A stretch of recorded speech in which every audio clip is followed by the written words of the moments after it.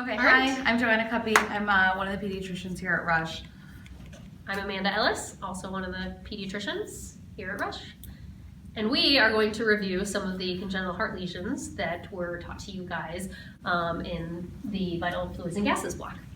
Okay, you want to start with normal? Sure, let's start with normal. So this you'll notice is not actually a real heart. This is our conceptual diagram of a heart. You guys have learned how to write in 4 boxes. So this is how blood flow goes through a normal heart. Notice, okay, so let's see, this represents venous return. So this is inferior and superior vena cava. This returns back to the right atrium, goes through the tricuspid valve, goes into the right ventricle, goes through the pulmonary artery. These are our friends, the lungs, pick us up some oxygen there, and you'll notice the blood turns from blue to red.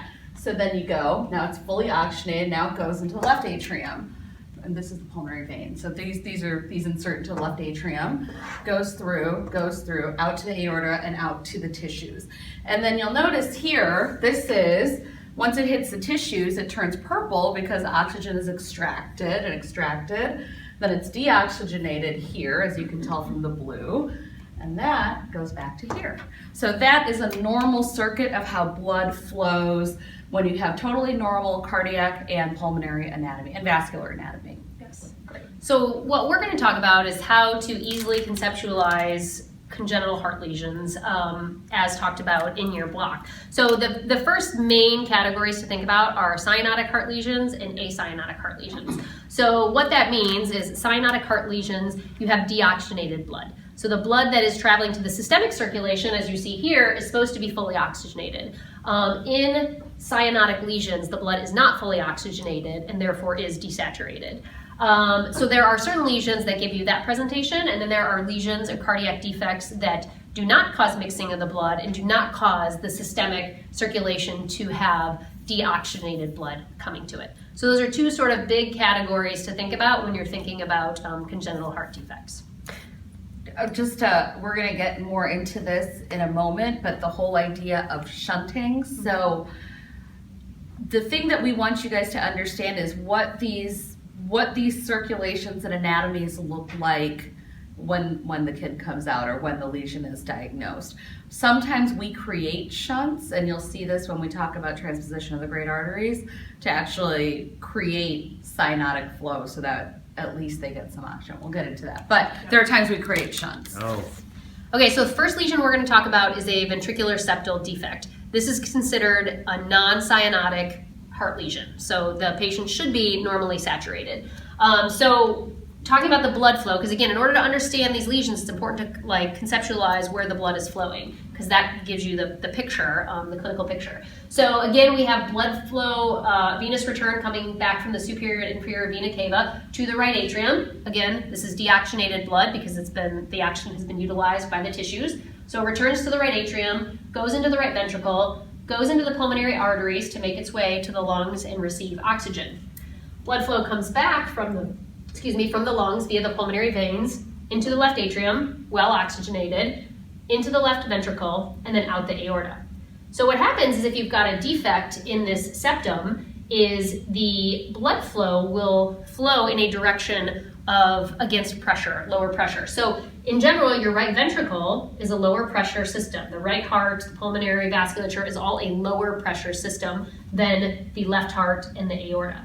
So blood will flow from higher pressure to lower pressure. Now again, this is well oxygenated blood because it's returned to the left heart from the lungs. So you will have oxygenated blood shifting into the right ventricle and then going into the pulmonary artery. And so what ends up happening is you have excessive blood flow because all of this blood flow that's shunting over from the left ventricle to the right ventricle is then going into the pulmonary arteries and back to the left atrium.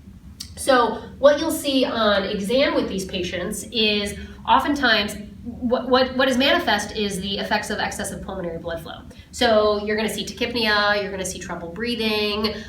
In infants, you'll see failure to thrive or inability to gain weight because, again, they're working hard to breathe, and so oftentimes they're expending all their energy eating and sort of doing their normal functions, and so they won't gain weight. as the right heart struggles with all of this excessive fluid, you can get signs of right heart failure or right ventricular failure. Well, you'll see a large liver, or the liver will be depressed into the abdomen. We call that hepatomegaly. This is something you may see on exam. On auscultation of the chest, you will likely hear a murmur, again, dependent on the size of the VSD. So murmurs are an indication of turbulent blood flow, right? So depending on how large this or how small this VSD is will depend on how loud the murmur is. So actually a smaller VSD with more turbulent flow, you should hear a continuous or a holosystolic murmur. And most often you hear it at the left sternal border, but again, babies are very small, so sometimes you can hear it throughout the chest. But those will be sort of your classic findings that you'll find on exam. So long-term effects. So, most of the time when these things are diagnosed, we watch how the patient does, and many small VSDs actually close on their own. No intervention is needed, but occasionally you'll get patients who, for whatever reason, weren't picked up, and then we start seeing long-term effects of basically this overcirculation. So in the long term, one of the first things that happens is this chronic overcirculation into the pulmonary vasculature causes actual change of the pulmonary vasculature. The arteries change and the pressures actually go up. So you get what we call pulmonary hypertension. Now, if we know the pressures are higher in the artery than we would normally expect, the heart is a muscle like anything else, so you force it to work harder, and one of the things that'll happen is then the RV sort of gets bigger, okay, it gets thickened. It works harder. And when that happens, eventually you can get to the point where the pressures on the right side actually exceed the pressures on the left side. So instead of having, this left to right shunt that we're used to in an early VSD, later on you can actually have the opposite, which is blue blood going into the left side and now going out to the periphery. And those patients have what we call oftentimes have what we call Eisenmenger syndrome, which is basically irreversible pulmonary hypertension as a result of this uncorrected, unmanaged shunting. So those patients, unfortunately, the one thing about Eisenmenger syndrome is there's no real fix for it. We can manage them medically with medications. It doesn't really work very well. They have significantly shortened lifespans, like into their 30s, 40s, 50s. They're very difficult to manage from that standpoint. The only curative option is really a heart-lung transplant, which is not something that's easy to get. And when you realize what the original lesion is, it makes very clear how important it is to identify it early, because this will shorten your life if you get to the point where you get to Eisenmenger syndrome. But a VSD in this day and age is very easy to correct, and if you correct it early, these patients go on to live healthy, long, normal lives. Hi everyone, so we're going to talk now about tetralogy of Fallot. So I think to understand tetralogy of Fallot, the first thing you have to think about are what are the actual defects present, or what are the actual abnormalities present. So the first thing is we have RVH, okay, so you can see our right ventricular wall here is thickened. This occurs actually in fetal life. This starts then because the RV has to work harder because you have pulmonary stenosis. You have narrowing of this tract, so it's having to work harder to push against a narrower opening. At the same time, you have a ventricular septal defect, and you have this aorta, which is overriding. It sort of goes, you can get flow from also the right ventricle as well as the left ventricle, which is normal. So first thing is to understand what the defects are that we have. So now let's look at blood flow. So the way I like to think about tetralogy of Fallot is understanding what all the different abnormalities are. Now you have to think about how the patient presents. And we like to categorize patients with TET as being pink TETs or blue TETs.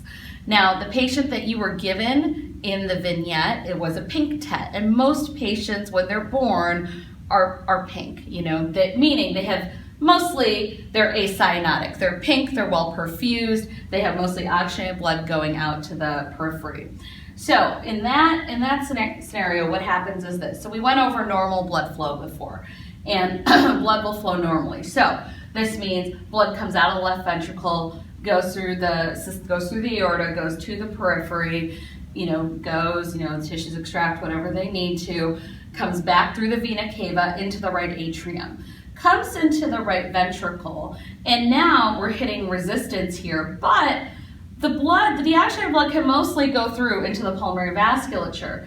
The issue comes when it goes back to the pulmonary, or to the left side of the heart, goes through the left atrium, through the left ventricle, and now you encounter this VSD here, but remember, the pressures on the left side are higher than on the right. So the blood is actually going to go across the VSD, and it's going to combine here. So again, you're going to wind up having shunting. You're going to have some degree of shunting. Now remember, the pressures are a little bit higher than they were when we talked about the VSD over there. But you're going to have blood flowing across here and into the pulmonary vasculature. But the patient will still look pink. So that is normally what is happening when you have a patient with tetralogy of Fallot. Now we talk about a patient who's cyanotic or blue, or is having what we call a hypercyanotic spell, okay? So when you have a hypercyanotic spell, something is causing the pulmonary vascular resistance, or the pulmonary resistance in general, to increase. In a baby, it can be something as simple as crying. You know, the pressures here go up, and now you have a reversal of those pressures we were talking about on the left and the right. Now the right-sided pressures actually go up. So instead of having, instead of having nice, well-oxygenated blood going from the left to the right side, you have blue blood now, because these RV pressures are higher than the LV pressures. Blue blood actually crossing the VSD and going into the left side of the heart. This then goes to the aorta, and this is when you get your blue patient, your patient who's cyanotic. They typically will sat somewhere in the 70s to 80s, depending on how much shunting they have going on.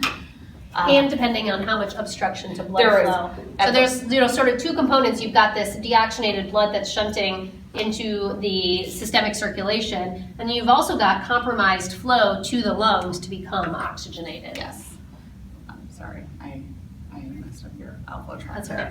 There you go. So that explains, if you think about it that way, whenever the pulmonary vascular resistance, or the pressure on the right side of the heart gets higher, that's when you're going to get this blue blood moving into the systemic circulation. And that's when clinically you'll have a baby who's cyanotic. The other thing to remember is, all the time, even when they're, normally when they're pink, this right side is working harder than it normally should be because of the stenosis. And the stenosis of the pulmonary, of this outflow tract, can be progressive, as in it worsens over time. So over time, a patient who is formerly pink may actually become most of the time blue, because now you have a situation where the right-sided pressures are just always sort of higher than the left-sided.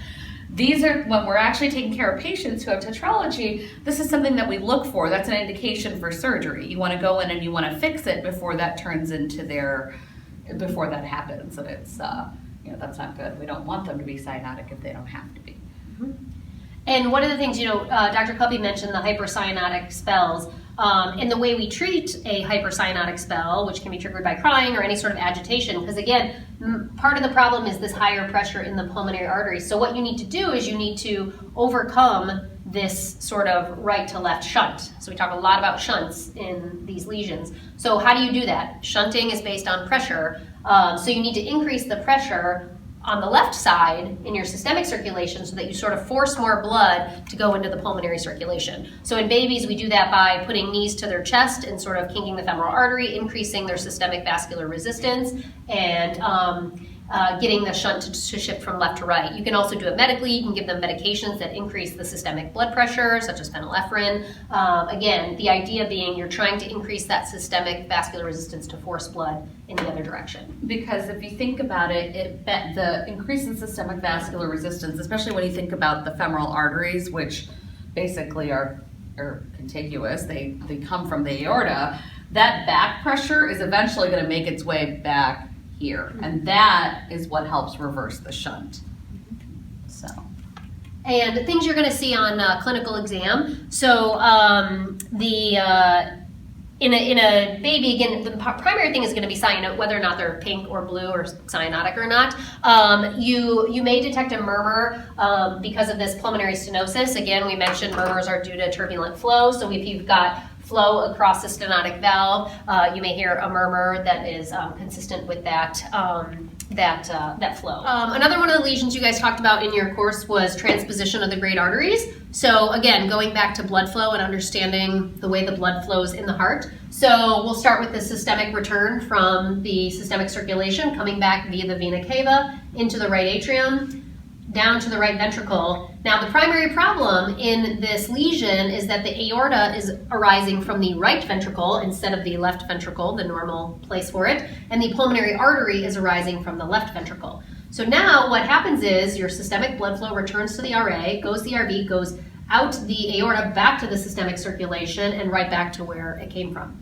Meantime, on the left side of your heart, you've got blood flow returning from the lungs to the left atrium, to the left ventricle, going to the pulmonary artery, back to the lungs, and back. So you've got two parallel circuits that are not interacting. And essentially, if this is the situation you have a very bad situation. You do not have any oxygenated blood going to the systemic circulation, which the tissues clearly need in order for a patient to live. So there must be some sort of shunt. There has to be a communication between these two parallel circuits. To be compatible. In order to be compatible with life, you have to create some sort of shunt to connect these two circuits. So there's a couple places that you can connect your circulations. One is at the intraatrial level, which you can create by actually putting a hole in the atrium that allows some of this oxygenated blood to travel to the systemic circulation. Okay? So that's one place. The next place that you can have communication is via a PDA, which we'll talk a little bit more about. So a PDA is a connection between your pulmonary artery and your aorta. So again, this allows for some oxygenated blood to get to the systemic circulation. So those are going to be your most common places for shunting. And is that a bridge to surgery? Or? Yes. These are the things that sort of keep you alive, keep oxygen delivered to the tissues until you can do an arterial switch operation where you connect the appropriate artery to the appropriate ventricle. So these are things that, we didn't mention VSD. Well, if the baby is born, we don't create VSDs, but if the baby is born with a VSD, that's another place. That's another place where shunting can occur, and sometimes they are, and we get lucky, and that's good. The two things that we can maintain a PDA and we can create an ASD. Like Dr. Kuppy mentioned, sometimes if they're lucky enough to have a VSD, that's a place at which you can have some shunting. And we can use that. And you may wonder, why is it okay for the patient to be relatively desaturated? And I think in a long-term sense, it's not okay. We don't like it, and we try to get it. That's a whole field of cardiac surgery, is getting these babies who wouldn't survive or who would be blue to be normally saturated and lead normal lives. But in the short term, you can actually tolerate hypoxemia due to this kind of mixing reasonably well. So we can use medication to open up the PDA, prostaglandin, which I think you might have learned about in your materials, or we can have our friend, the interventional cardiologist, literally create a hole in the atrial septum and create an atrial septal defect. As far as the way these patients present, it's pretty profound in that many times it's not even diagnosed prior to delivery. Like, this can be a delivery room surprise.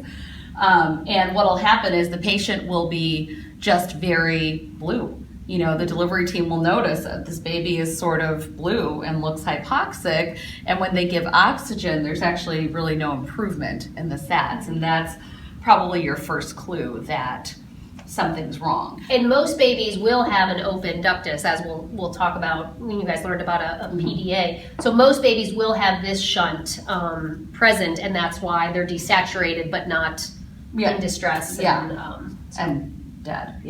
So then what we can do once we suspect it, we can use echocardiogram to actually identify the lesion, and we can start prostaglandin to keep that duct open and buy us some time. And other than, like Dr. Kuppy mentioned, the only predominant thing is cyanosis. There's not like a classic exam finding or a classic murmur or anything that you would necessarily associate with this lesion. Yeah, and these kids also do very, very well once they have their surgery, like in places where they know how to do it. I think survival is greater than 90%. So. Good. Okay, so we also want to talk about, you guys learned about a patent ductus arteriosus in your studies, and we want to mention quickly what's important to know about a PDA. So as we mentioned when we talked about transposition, it is normal, do we have our little black marker? So all fetuses have a ductus arteriosus to shunt blood away from the lungs, which is a normal part of fetal circulation. And all babies are born with this open communication between the aorta and the pulmonary artery. It typically closes within the first 1 to 2 weeks of life. Again, blood flows from higher pressures to lower pressures. So within a PDA, if it remains open, the blood will flow from the systemic circulation into the pulmonary circulation. So again, most of the times this closes on its own. It is only problematic if it remains patent outside of the immediate neonatal period. And in that instance, what you're going to find, the symptoms you're going to see is sort of going back to our discussion of VSD. It's excessive pulmonary blood flow. That's the problem, right? So you could have tachypnea, you can have difficulty breathing, difficulty with feeding, things like that. So the murmur for a PDA is a classic continuous murmur, because again, there's continuous flow both in systole and diastole through this PDA. I think some people describe it as crescendo decrescendo because the flow is higher in systole than diastole, but again, you will hear that murmur sort of throughout the cardiac cycle. The way I like to think about it is it's a vascular structure, and vascular structures always have blood flow. Yeah. It's an easy way to sort of differentiate these things. Yeah, and so, and really that's the main thing you're gonna see on physical exam. And this is something that's easily repaired by just clipping it. And an interventional cardiologist can do this alongside a cardiac surgeon. And that's about it. That's all you need to know.